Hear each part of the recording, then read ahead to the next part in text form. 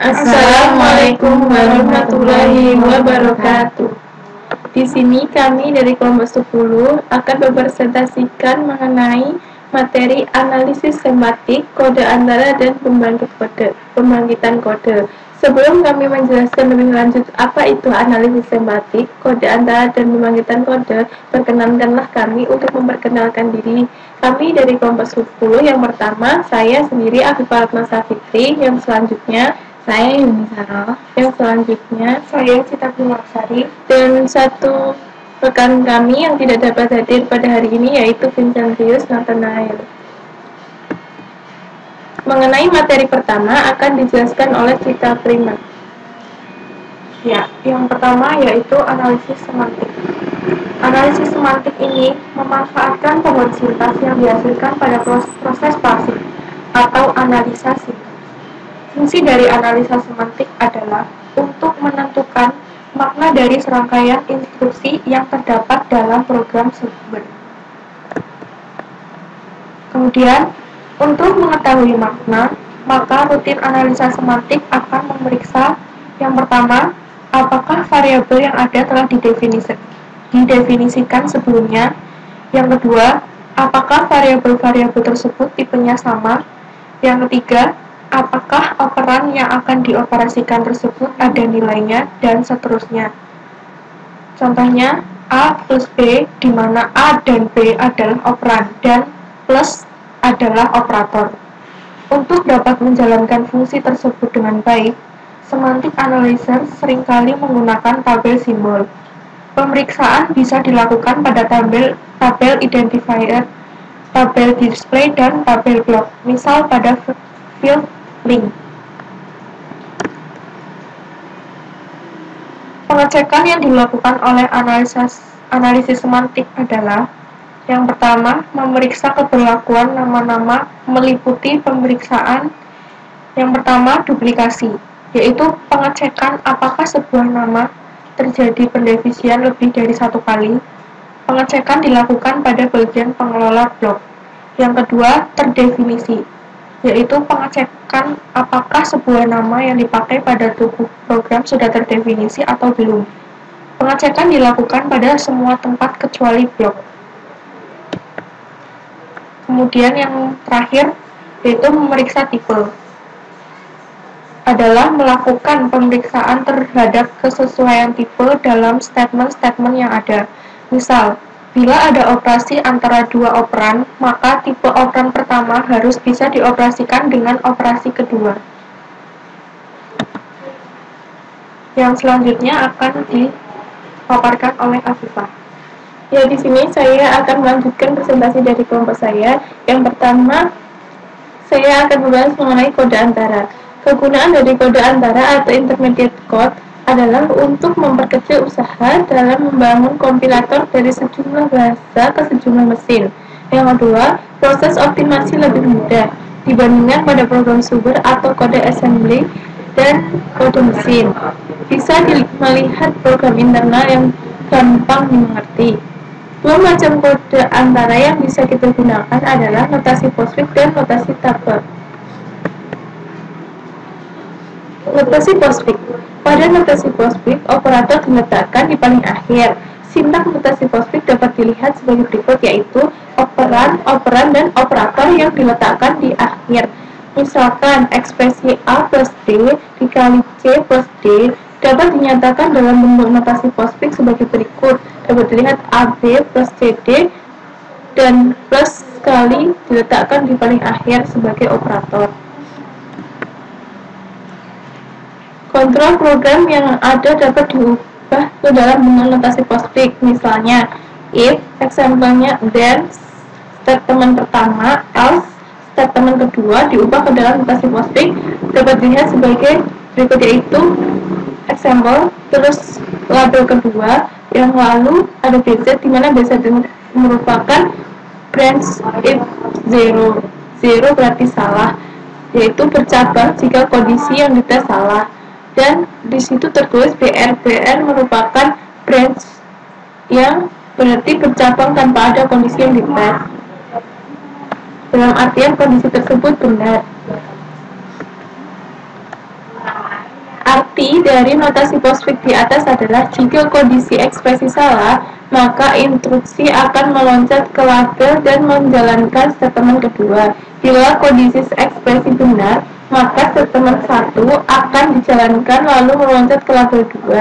Label 1 dan label 2 sendiri menunjukkan posisi tujuan loncatan, dan untuk label pertama 1 posisinya tepat sebelum statement kedua dan label 2 setelah statement kedua.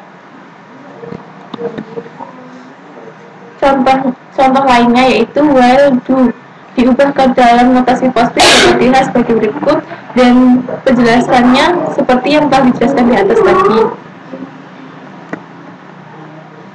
Yang selanjutnya adalah notasi tabel. Pada notasi tabel, setiap baris bisa terdiri dari beberapa tabel. Format umum dari notasi n tabel adalah operator n-1 operan. Notasi n tabel yang biasa digunakan adalah notasi 3 tabel dan 4 tabel. Yang selanjutnya akan dijelaskan oleh Mbak Yuni. Oke, saya akan melanjutkan penjelasan dari Mbak Viva. Sekarang kita membahas mengenai three-phase notation. Three-phase notation memiliki format operator, operan, operan. Contoh instruksi A.2 sama dengan D kali C plus B per E.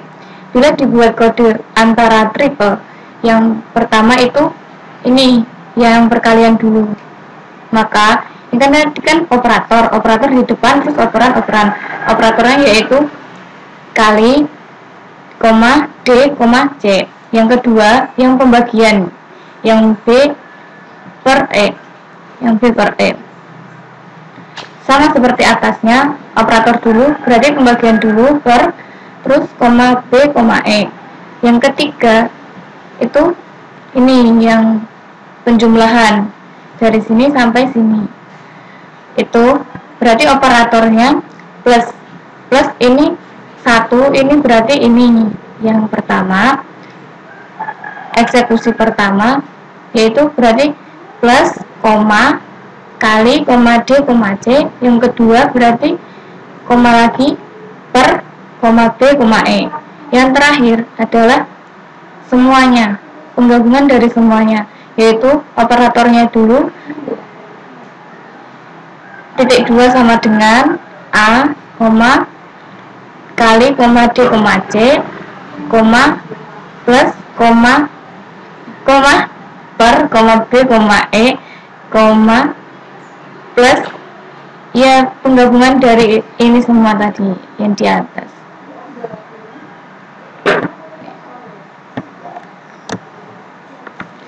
Oke, selanjutnya adalah kekurangan dari notasi triple.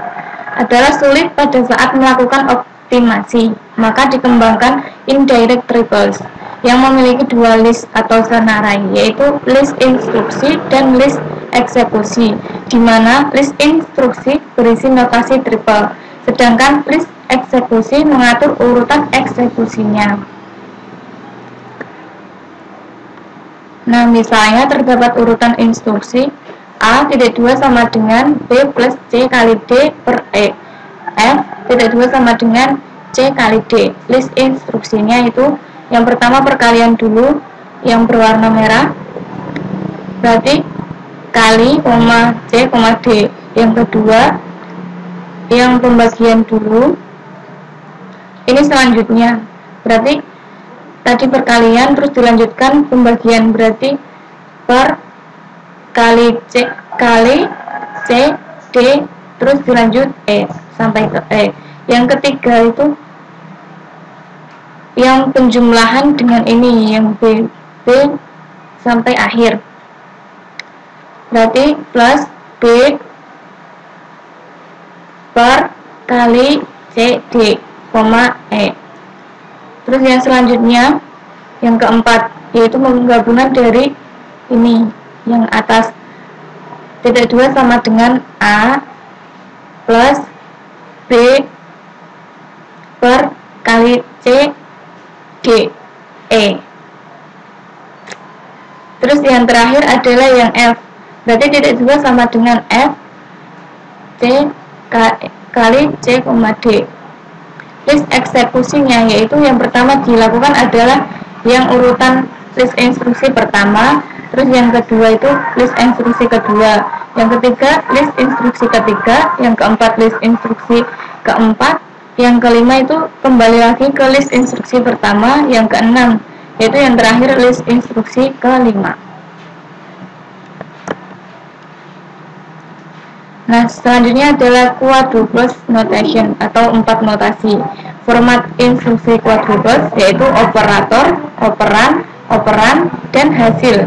Hasil adalah temporary yang bisa ditempatkan pada memori atau register. Contoh instruksi A titik 2 sama dengan D kali C plus B per E. Bila dibuat dalam kode antara yaitu seperti tadi, operator dulu kali D, C, terus hasilnya yaitu T1 yang pembagian per B, E hasilnya T2 terus digabungkan berarti plus hasilnya ini tadi T1, T2 dan A. Nah, sekarang adalah pembangkitan kode. Kode antara dari program biasanya ditranslasikan ke bahasa assembly atau bahasa mesin. Contohnya, dalam kurung A plus B kali dalam kurung C plus D. Dalam kode antaranya, dalam bentuk notasi quadruple tadi, seperti yang sudah dijelaskan tadi sebelum tadi di bagian quadruple notation.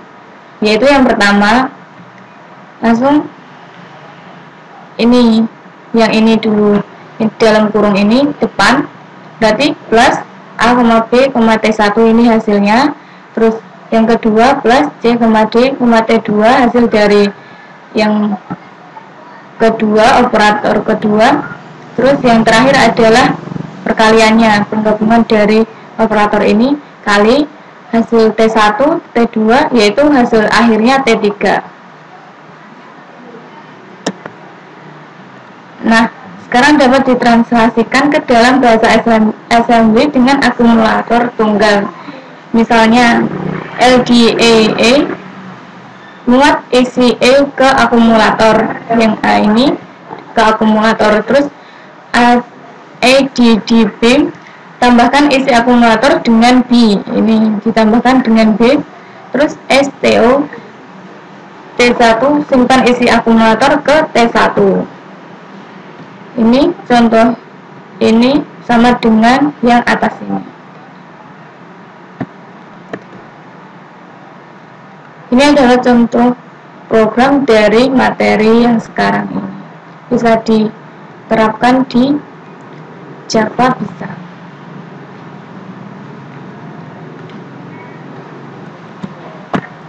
Oke, sekian presentasi dari kami. Kalau tidak ada kurang lebihnya, kami mohon maaf dan terima kasih. Wassalamualaikum warahmatullahi wabarakatuh.